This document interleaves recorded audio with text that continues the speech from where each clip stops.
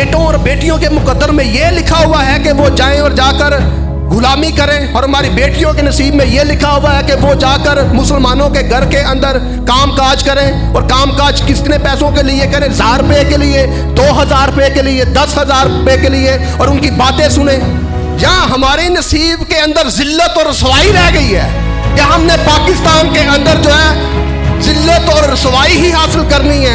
अमसाल की किताब उसका 29वां बाब और उसकी 18वीं आयत, यहां पर लिखा हुआ है, जहां रोया नहीं वहां लोग बेकैद हो जाते हैं, लेकिन शरीयत पर अमल करने वाला मुबारक है। किताब मुक़द्दस का पढ़ा, सुना, समझा और कबूल किया जाना हम सभी के लिए बरकत का बाइस हो। आमीन। खुदा का बंदा जो सुलेमान है, जिसे खुदा ने हिकमत के साथ नवाजा, वो अपनी किताब के अंदर बड़ी तहकीक और तफ्शीश करके इस बात को रकम करता है कि जहां रोया नहीं वहां लोग बेकैद रह जाते हैं। अब रोया है क्या? रोया के जो लफ्जी मायनी है ना, वो ख्वाब भी लिए जाते हैं, और इसके साथ साथ हम रोया को इस तरह से भी लेते हैं कि ऐसा ख्वाब जो खुली आंखों से देखा जाए। और अगर आप इस रोया का इंग्लिश में तर्जमा देखें तो वो विजन बनेगा। तो विजन उसे कहते हैं जो आपका मंसूबा हो, जो आप मंसूबा किए होते हैं अपनी ज़िंदगी के अंदर कि मेरा ये निशान है और मैंने इस निशान तक पहुंचना है, और इस निशान तक मैंने इस तरह से जो है पहुंचना है, इस निशान तक पहुंचने में मुझे इन मसाइल का सामना होगा, तो भी मैंने अपने निशान तक पहुंचना है, मैंने अपने निशान को कभी नहीं भूलना। तो मुक़द्दस सुलेमान ये कह रहे हैं, जहां रोया नहीं होती वहां लोग क्या हो जाते हैं? बेकैद हो रह जाते हैं। तो आए मैं आपको चंद लम्हात के अंदर समझाने की कोशिश करूंगा, और इसके साथ एक और भी बात आपको बताता चला जाऊं, और वो बात यह है कि रोया भी जो है वो 2 किस्म की है।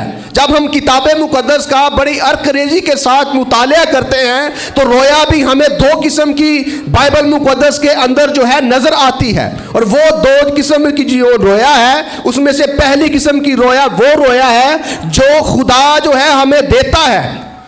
एक रोया वो होती है, एक विजन वो होता है जो खुदा जो है हम पर आश्कारा करता है, हमें बताता है कि ये तेरा रोया है, ये तेरी रोया है, तूने इसके मुताबिक जो है इस रोए ज़मीन पर ज़िंदगी गुजारनी है।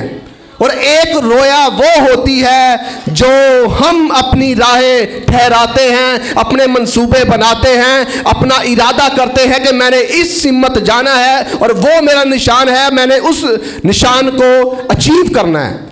और उसके लिए अमसाल की किताब 16वां बाब और उसकी 9 आयत के अंदर लिखा है कि आदमी का दिल अपनी राह ठहराता है, पर खुदावंद उसके कदमों की रहनुमाई करता है। ये दूसरी रोया है। एक वो रोया जो खुदा दे रहा है, उसके मुतालिक हम अभी बात करने वाले हैं, लेकिन ये जो दूसरी रोया है ना, जो हम अपने दिल के अंदर अपनी राहें ठहराते हैं, अपने मंसूबे तय करते हैं कि हमने ये काम करना है।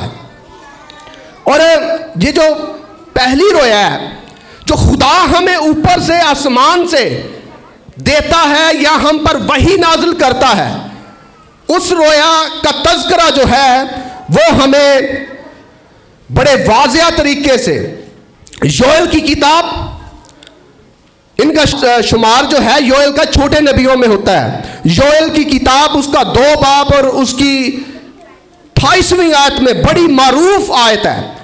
यहां पर लिखा हुआ है, तुम्हारे जो जवान हैं और तुम्हारे जो बूढ़े हैं वो रोया देखेंगे।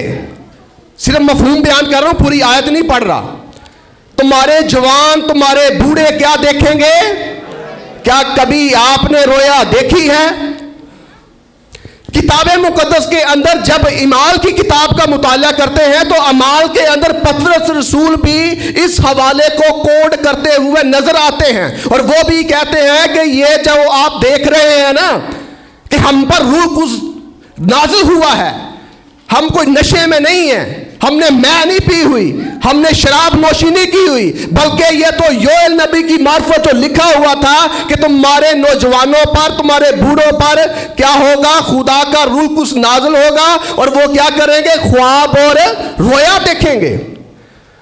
तो रोया देखेंगे। मैं आपसे, अपने नौजवान भाइयों से, बेटियों से ये सवाल करता हूं, आपकी क्या रोया है? यहां पर तो लिखा हुआ है कि मेरे नौजवान बेटे और बेटियां क्या करेंगे, ख्वाब और रोया देखेंगे। क्या कभी आपने भी कोई रोया देखी है कोई रोया कभी देखी खुदा की तरफों? कभी किसी ने रोया देखी हो खुदा की जानिब से कि मेरे साथ खुदा कलाम कर रहा है, मेरे साथ खुदा हम कलाम हो रहा है? क्यों खुदा हमारे साथ कलाम नहीं करता? कलाम मुकद्दस के अंदर ये जो पेशन गोई हुई है, ये पेशन गोई पूरी हो चुकी है, लेकिन इस पेशन गोई के पूरा हो चुकने के बाद भी मसीहियों के जो बेटे हैं, बेटियां हैं, उनकी जिंदगी के अंदर ना तो कोई ख्वाब है और ना कोई रोया है। क्यों ख्वाब और रोया नहीं? क्योंकि वो खुदा की कुर्बत में नहीं। अगर वो खुदा की कुर्बत में होते तो उनके पास भी कोई ख्वाब और रोया होता। क्यों ख्वाब और रोया नहीं? क्यों खुदा हमारे साथ कलाम नहीं करता? खुदा कहता है ना कि मैं अपने बेटे और बेटियों पर, आप क्या बेटे और बेटियां नहीं? या सभी खुदा के शहजादे और शहजादियां बैठी हुई हैं। जब खुदा के शहजादे और शहजादियां बैठी हुई हैं तो फिर वो तो कहता है मैं उनके साथ कलाम करूंगा। और कैसे कलाम करूंगा? ख्वाब और एक और भी हमारे मुआशरे के अंदर, मसीही कौम के अंदर, मसीही मजहब के अंदर प्रॉब्लम पाई जाती है, मसला पाया जाता है। और वो मसला ये है कि अगर हमारा कोई नौजवान बेटा या फिर बेटी खुदा की राह पे चलता है और कहता है कि मैंने रोजे रखे, मैंने इतनी ताकतों की और मैंने कलाम मुकद्दस को पढ़ना शुरू किया और मैंने हक और राह कबूल करते हुए मैंने उसको पा लिया, जब मैंने हक की राह को पा लिया तो मैंने खुदा को पा लिया, तो खुदा को जब पा लिया तो अब मैं इस राह पे गमजन हूं जो हलाकत को नहीं बल्कि स्वर्ग को जाती है। तो फिर हमारे मसीही जो लोग हैं, चाहे वो बड़े हैं, चाहे वो छोटे हैं, चाहे वो नौजवान हैं, चाहे वो बूढ़े हैं, तो वो फतवे लगाने शुरू हो जाते हैं। कल तक ते साडे नाल मोड़ा उत्ते खड़ा हुंदा सी ते साड़ियां भैणां ऐ वेख नहीं अजकल ये भी कलाम पढ़न लग पई आ। क्या हमारे अंदर ये नहीं पाया जाता? और ये तो खुदा के कलाम की पेशन गोई पूरी हो रही है कि खुदा आपको चुन रहा है और खुदा ने आपको रोया और ख्वाब दिया है। जब खुदा का ये कलाम पूरा हो रहा है तो फिर आप कौन होते हैं? एक दूसरे पर फतवे लगाने वाले, इल्ज़ाम लगाने वाले और ये कहने वाले कि कल तो साढ़े नाल सी ते अज प्रचार कर रहे अज, मुनादी कर रहे अज, मुबशर कहलांदा जे, पास्टर कहलांदा जे। सुने आलम बन गया, सुने लोगों की मदद भी करता है। और ये तो खुदा की तरफ से उसे रोया मिला है, उसे दर्द मिला है कि वो खुदा की खिदमत करे, वो जाकर मुनादी करे, वो जाकर लोगों को लेकर आए चर्च के अंदर। और फिर ना सिर्फ ये, अगर कोई किसी की मदद करता है तो ये भी खुदा की तरफ से रोया है कि उसे रोया ही ये मिली है कि मैंने क्या करनी है, गरीबों की मदद करनी है। अब मैं अपने नौजवान बेटियों और बेटों से ये कहना चाहूँगा कि आपकी ज़िंदगी के अंदर क्या रोया है? कोई रोया है भी है या नहीं? सुबह उठना है, रोटी खानी है, रोटी खा के स्कूल चले जाना है, स्कूलों वापस आना है, ट्यूशन चले जाना है, उथों वापस आना है और आके सो जाना है। ये तो हमारे हो गए वो बहनें और भाई जो स्टूडेंट हैं। ये जो वो हमारे जो नौजवान बेटे और बेटियां हैं जो मोड़ों पर खड़े होते हैं, जो बाजारों के मोड़ों पर जाकर खड़े होते हैं, उनकी क्या रोया है? कोई रोया नहीं। यहां हमारे नसीब के अंदर जिल्लत और रसवाई रह गई है कि हमने पाकिस्तान के अंदर जो है जिल्लत और रसवाई ही हासिल करनी है। अगर आप जिल्लत और रसवाई की जिंदगी से बचना चाहते हैं तो आप खुदा से कहें कि खुदावन मैं जिल्लत और रुसवाई की ज़िंदगी से बचना चाहता हूँ, मुझे रोया दे। जब आप खुदावंद के हुजूर झुक जाएंगे, जो खुदावंद के हुजूर झुकता है, खुदावंद कभी उसे किसी के सामने नहीं झुकने देता। कि झुकने देता है? नहीं, खुदा झुकने देता। आप झुके खुदावंद के हुजूर, कहे खुदावंद से कि मैं भी कामयाब जिंदगी गुजारना चाहता हूं। हमारे मुआशरे के अंदर बड़ी देर से इस बात ने जन्म लिया हुआ है, लोगों के दिलों के अंदर यह बात घर कर चुकी हुई है कि हम एक दूसरे पर इल्ज़ाम लगाते हैं। अगर कोई कामयाब हो जाए तो उसकी कामयाबी से जेलस होते हैं। चाहिए तो ये होता है कि हम उसकी कामयाबी को देखकर कुछ सबक हासिल करें और फिर हम भी कामयाबी की राह पर गामजन हों, लेकिन ऐसा नहीं। सिर्फ ये मसीही कौम के अंदर कह लो पंजाबी सब नालों भैड़ी आदत है ये करना। दुनिया के अंदर हमारे बेटे और बेटियां क्यों नाकाम हैं? क्या कोई बताना पसंद करेगा? उसकी क्या वजह है? अगर हम नाकामी के अंदर हैं, हमारे बेटे और बेटियां, नौकरियां नहीं हैं, बिजनेस नहीं है, आवारा फिर रहे हैं, मारे मारे फिर रहे हैं, दुख के अंदर हैं, खौफ के अंदर हैं, गम के अंदर हैं, इस तरह की जिंदगी गुजार रहे हैं, उसकी क्या वजह है? वजह के बगैर कभी भी कोई भी बेमकसद जिंदगी नहीं गुजारता। कोई भी वजह के बगैर जिल्लत और रुसवाई नहीं हासिल कर सकता, या जिल्लत और रुसवाई कभी भी किसी वजह के बगैर आपका दरवाज़ा नहीं खटखटा सकती। उसके पीछे कोई वजह है, और वो वजह यह है, जब हम कलाम मुक़द्दस का मुताला करते हैं तो कलाम मुक़द्दस हमें यह कहता है कि तू अपने बाप और माँ की क्या कर, तो मैं क्या करूँगा? उम्र क्या करूँगा? उम्र दराज करूँगा। और इसके अलावा भी किताब मुक़द्दस हमें ये सिखाती हुई नज़र आती है जगह ब जगह, नए और पुराने अहदनामा के अंदर, कि अपने बुज़ुर्गों के ताबिया रहो। लेकिन अफसोस से कहना पड़ रहा है, ना तो हम अपने रूहानी बुज़ुर्गों के ताबिया हैं और ना ही हम अपने जिस्मानी बुज़ुर्गों के ताबिया हैं। ये भी एक बहुत बड़ी वजह है हमारी नाकामी की, कि हम किसी का लिहाज नहीं रखते, हम किसी की बात का लिहाज नहीं रखते। हम ये कहते हैं कि तू की है, मेरी मर्जी, मेरी ज़िंदगी है, जिन मर्जी गुजारा, तो फिर जिल्लत रुसवाई मुक़द्दर बन जाती है। और इसके अलावा जो एक और मसला हमारी कौम के अंदर पाया जाता है, नौजवान बेटों और बेटियों के अंदर, जब हम कुज़ात की किताब का उसके 13वें बाब का और उसकी पहली आयत से लेकर 5वीं आयत तक का मुताला करते हैं, तो वहाँ पर हमें जो है मुक़द्दस शमसून की कहानी मिलती है। और आज ये कहानी मैं चाहूँगा कि मुख्तसर अंदाज के अंदर जो है, मुख्तसर तरीके से आप तक बयान कर सकूँ, डिलीवर कर सकूँ आप तक।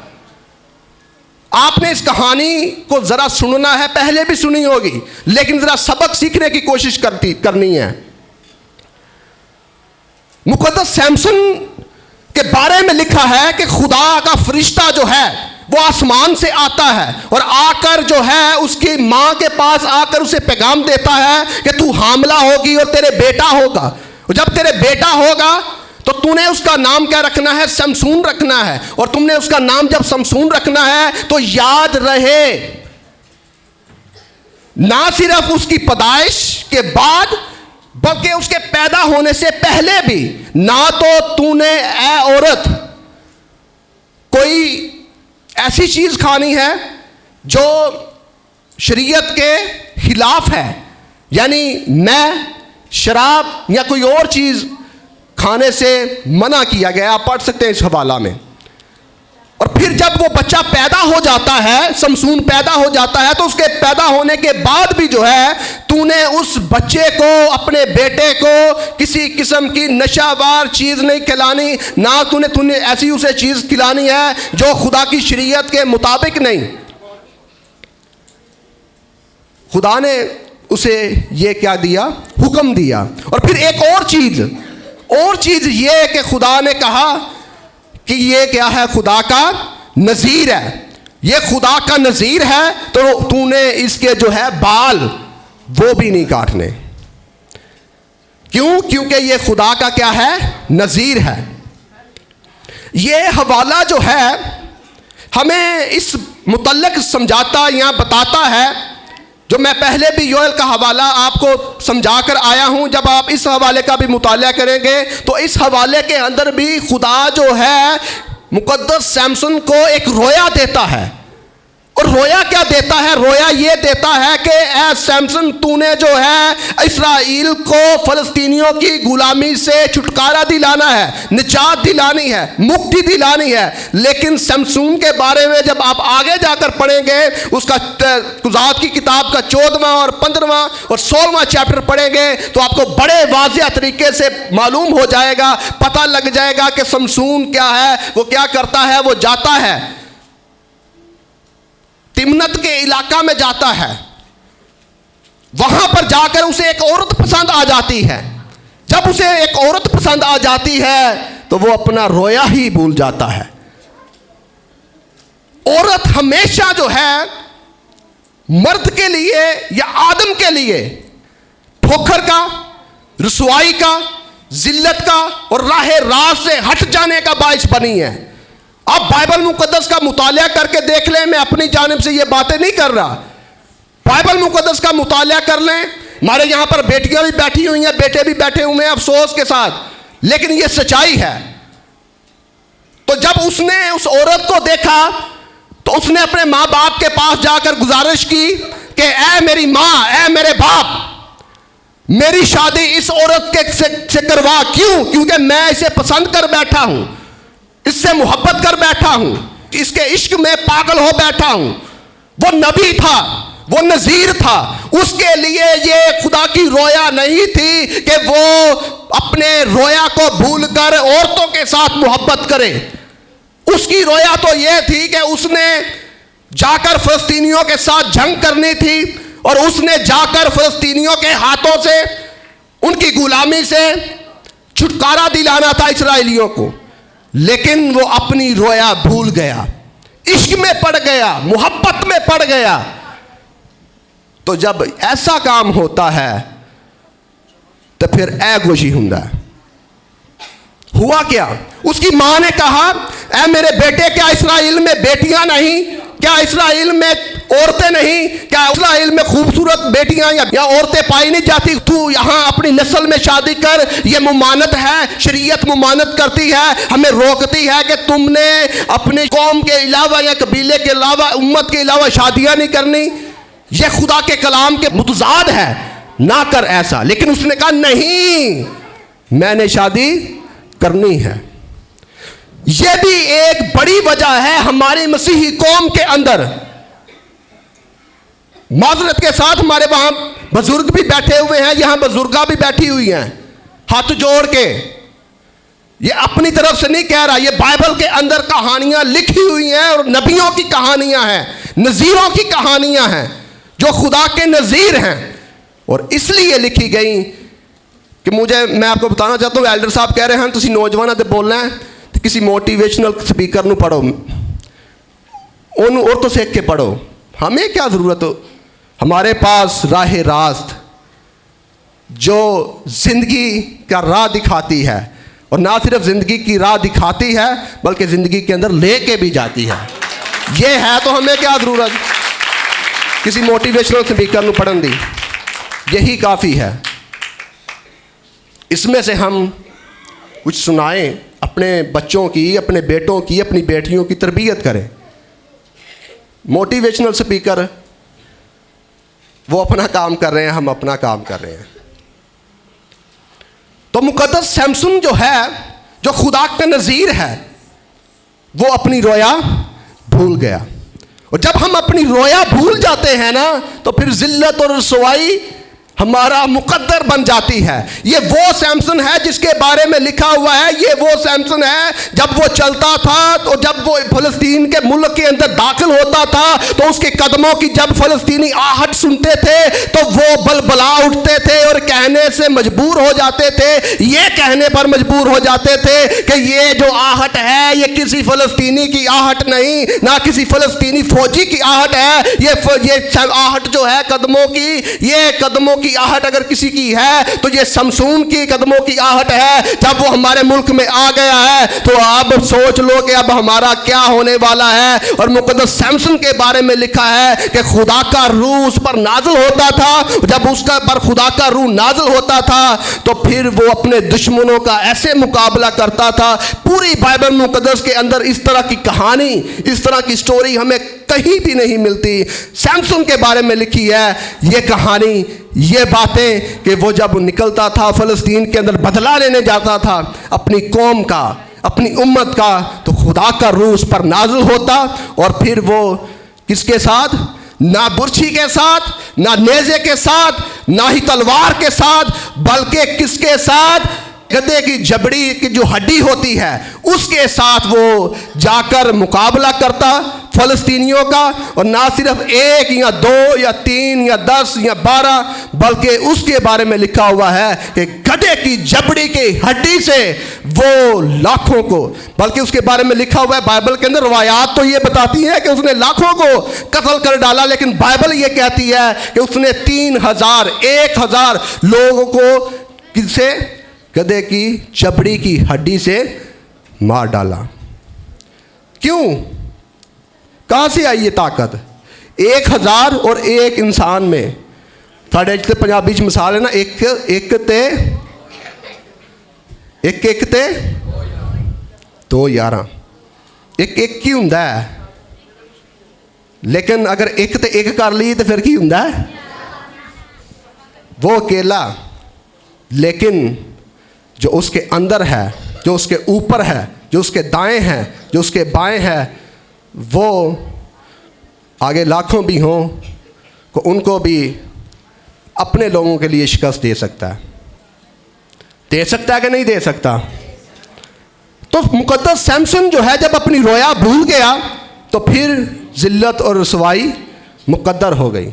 मैं आपको बताना चाहता हूँ हमारे बेटे और बेटियों को, इस राह रवी के आलम में या इस राह रवी के दौर में हम भी इसी सिमत चले हुए हैं।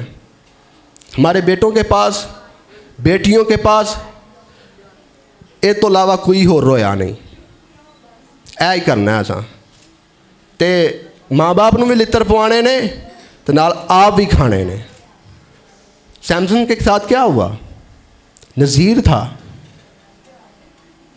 राज बता बैठा, जैसा कि पहले बता रहा था ना मैं कि राज भी बता बैठा। वो राज क्या बता बैठा? बालों के बारे में, कि मेरे अगर बालों को काट दोगे तो मैं अपनी ताकत खो दूंगा। तो किसको उसने राज बताया? बीवी को नहीं, वो पहेली वाली जो थी वो बीवी थी।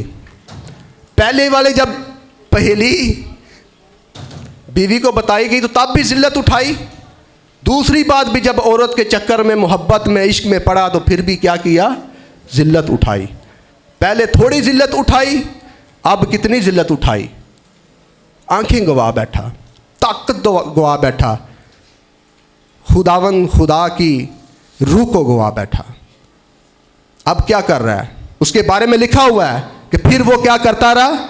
जाकर चक्की पीसता था। जेल के अंदर वो चक्की पीसना लग पड़ा, आंखें निकाल दी गई। लेकिन मैं आपको बताना चाहता हूं, ये स्टोरी जो है, ये कहानी जो है, ये हमें बड़ा अच्छा सबक देती है, हमारे नौजवानों को, हमारी बेटियों को। और मैं आपको बताना चाहता हूं, इस जो है ज़हनी मजदूरी से, ज़हनी दबाव से बाहर आएँ और खुदा के सामने झुक जाएं और उसके सामने झुक कर खुदा से कहें कि खुदावन पाक खुदा, ऐ साडी अकलां नूं खोल, ताकि असी ठीक हो जाइए। पाकिस्तान के अंदर हमारे बेटे और हमारी बेटियां जो हैं उनके पास जॉब नहीं, जॉब क्यों नहीं? क्योंकि तालीम नहीं, और जब तालीम नहीं होगी तो फिर ऐसे ही होगा। और मैं आपको बताना चाहता हूँ, बाइबल मुक़द्दस के अंदर हमें तालीम के बारे में बड़ा वाज़िह तरीके से बहुत कुछ मिलता है, लेकिन बिज़नेस के बारे में बड़ा कुछ मिलता है। मुक़द्दस इब्राहिम क्या थे? नौकर थे किसी के, अपना बिजनेस था। क्या बिजनेस था? किसी को पता है क्या बिजनेस था उनका? एल्डर साहब पता है? बाप इब्राहिम दा बिजनेस की सी? नहीं पता तो मैं दस देना। जानवर रखे हुए थे।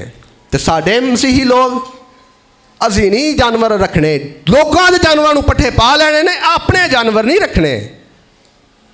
कितनी दौलत थी उसके पास, सिर्फ जानवरों की बदौलत उसने जानवरों का बिजनेस किया। मुकद्दस इसहाक को देख लें, यही बिजनेस। मुकद्दस याकूब को देख लें, बेड़े पालता रहा, यही बिजनेस। असी नहीं बिजनेस करना। 10 पढ़ के ते बहना केड़ी कुर्सी ते वे? MNA दी ते। मैं आपसे ये कहना चाहूँगा कि मजाक वाली बात नहीं, और ना ही मैं आपको शायद नहीं पता मेरी तबीयत के, मैं डाइज पर मजाक नहीं करता, लेकिन इस गर्ज से कि आप समझ सकें ये बातें कर रहा हूँ। या फिर क्या आपने हमारे बेटों और बेटियों के मुकद्दर में ये लिखा हुआ है कि वो जाएं और जाकर गुलामी करें, और हमारी बेटियों के नसीब में ये लिखा हुआ है कि वो जाकर मुसलमानों के घर के अंदर काम काज करें, और काम काज कितने पैसों के लिए करें? 1000 रुपये के लिए, 2000 रुपये के लिए, 10,000 रुपये के लिए, और उनकी बातें सुने। क्या आपको खुदा ने इस काम के लिए चुना हुआ है? खुदा जो गयूर खुदा है, जो अपनी कौम के लिए गैरत रखता है, वो तो कभी भी नहीं चाहेगा कि मेरे बेटे मेरी बेटियां, बल्कि मेरे शहजादे और शहजादियां जिल्लत और रुसवाई हासिल करें, लोगों के झूठे बर्तन साफ करें। खुदा तो ये चाहते ही नहीं। आप चाहते हैं, बेसिकली आप चाहते हैं कि मैं ये काम कर लेना, ऐ काम कर लेनी है, चलो इंजी ज़िंदगी गुजारने हैं। मैं आपको बताना चाहता हूँ, खुदा का खादिम होने के नाते अपनी इस ज़हनी गुलामी से आज़ाद हो जाएं, कुछ बड़ा करें। मसीही कौम के लिए, नई मसीही कौम के लिए कर सकते तो अपने घर वास्ते कर लो, कुछ किसी वास्ते नहीं करना, तो अपने घर वास्ते कर लो कुछ। वरना हमारी मसीही कौम, हमारी मसीहियत जो पाकिस्तान के अंदर है, आने वाले हालात ऐसे हैं कि आपको बता नहीं सकते। खाने के लिए भी नहीं कुछ मिलता, अभी भी नहीं मिल रहा, और आने वाले ज़माने में और ज़्यादा इससे भी डिफ़िकल्ट हालात होने वाले हैं। मुक़द्दस सैमसन की आंखें निकाल दी गईं, बहुत बुरे हालात उसको पेश हुए, लेकिन इसके बावजूद लिखा हुआ है कि एक वो मजमा लगता है, और वो लोग फ़लस्तीनी मजमा लगाते हैं, सिर्फ इस गरज से मेला लगाते हैं कि हम जो है सैमसन का क्या देख सकें? रक्स देख सकें, डांस टून से वेख लीए, करतब वेख सकिए। करतब के लिए उसे बुलाया जाता है, लाया जाता है मंदिर के अंदर, लेकिन वो लोग कहते हैं कि खुदावंद, हमारे खुदा ने, हमारे देवता ने, ये जो हमारे खिलाफ जंग करता था, हमारे बहनों भाइयों को मार डालता था, इसने ना 10 को, 20 को, 100 को, बल्कि इसने हज़ारों को मार डाला। हमारे देवता ने हमारी दुआ सुनी है, और हमारे देवता ने हमारी दुआ सुनते हुए सैमसन को हमारे हाथों में कर दिया है। तो वो लेकर जाते हैं मंदिर के अंदर ताकि उसका करतब देख सकें, उसका रक्स देख सकें। तो वहाँ पर जब वो पहुँचता है तो खुदावंद खुदा के हजूर झुक जाता है, और मानता है अपनी गलतियों को, मानता है अपनी खताओं को, और फिर तौबा करता है। मैं आपको बताना चाहता हूँ, जितने भी आप खुदा से या खुदा की राह से भटक जाते हैं, खुदावंद पाक खुदा, हमारा खुदा माफ़ करने में कादिर है। और वो मंदिर के अंदर जो अपनी आंखें खो बैठा है, झुक कर दुआ करता है कि खुदावंद मुझे एक बार फिर से जोर दे, फिर से ताकत दे, फिर से वही जाहो जलाल दे, अपनी रूह को मुझ पर उंडेल दे, तो खुदावंद पाक खुदा सुनता है दुआओं को। तब वो अपनी दुआओं को सुनता है जब वो कोई शख्स अपने गुनाहों को मानते हुए उनका इकरार करता है। तो फिर खुदावंद पाक खुदा उसे फिर से ताकत देता है, जोर देता है, और ऐसा जोर देता है, ऐसी ताकत देता है कि वो मंदिर के दोनों पिलरों के पास जाकर खड़ा होता है और खड़ा होकर जोर लगाता है। और लिखा है खुदा की कुदरत उस पर फिर से जोर से नाज़िल होती है। और फिर ना तो वो अपनी ताकत से कर रहा है, ये तो खुदा की कुदरत है कि अपने लोगों की दुआओं और मुनाजातों को सुनते हुए वही कर देता है जो उसके लोग चुप के कहते हैं कि खुदावंद पाक खुदा इत्थे मेरा काम हो गया, होने थे तेरा काम होना चाहिए। खुदावंद अपने लोगों की दुआओं को सुनकर वैसे ही कर देता है। और वहाँ पर वो कहता है खुदावंद मुझे भी मार दे और मुझे ताकत दे कि इनको भी मैं मार दूँ। जोर लगाता है पिलरों को, तो वो सारी बिल्डिंग मसमार होकर गिर कर लोगों को नीचे दबा देती है, मार देती है। मैं आपको बताना चाहता हूँ, इस कहानी से हमें ये मालूम होता है, ये उम्मीद मिलती है, जो मर्ज़ी कर लें हम तौबा करें और खुदावंद से कहें कि खुदावंद तेरे पास आया हूँ, पास आई हूँ, मेरे बंद ज़हन खोल, ताकि असी मोबाइलों तो हट के, टिकटॉक तो हट के ते ए सारे जिहड़े दुनिया के फैशन इन्हां तो हट के भी कुछ कर सकीए अपने लिए ते अपनी मसीही कौम लई। लिखे है ना कि तुम दुनिया के क्या हो, क्या हो, नूर हो, क्या हो, खोलो सॉरी भैना मुँह अपना भाई भी, तुम क्या हो दुनिया के, क्या हो दुनिया के, नूर हो। तो नूर फलक ते तुसी भी चमके वहाना है। आमीन बोलेगा कोई ऊंची आवाज में? आमीन। खुदावंद आपको कसरत से बरकत दे।